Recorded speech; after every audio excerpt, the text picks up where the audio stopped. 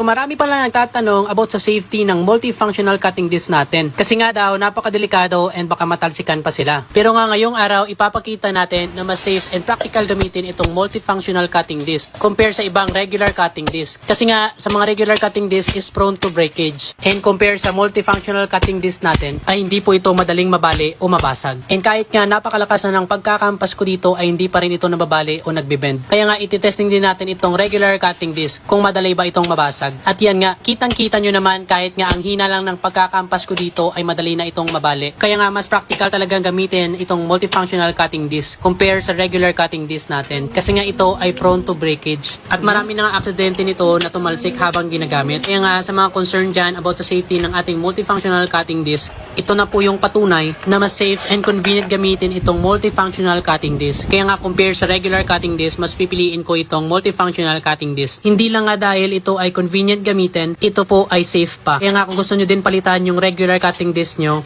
ito na po yung bilhin nyo. Kaya ilalagay ko na lang dyan sa link para maka-order din po kayo.